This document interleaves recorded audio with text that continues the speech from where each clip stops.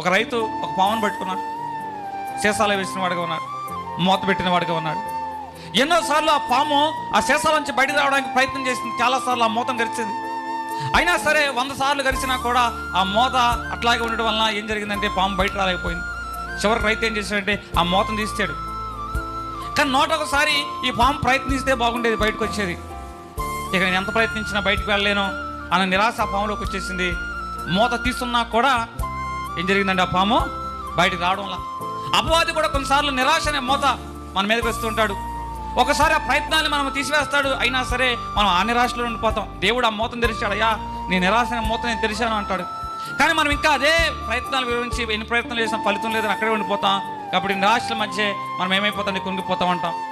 పోరాటం ద్వారా ఎప్పుడైనా మన జీవితంలో గొప్ప విజయం ఇస్తాడు. అది ఉద్యోగమైనా, వ్యాపారమైనా, పరీక్షలైనా, కుటుంబ జీవితమైనా, అది ఏ రంగమైనా సరే పోరాటపు అనుభవం ఉన్న వారికే దేవుడు ఉన్నతమైన విజయాలు ఇస్తూ ఉంటాడు. హల్లెలూయా.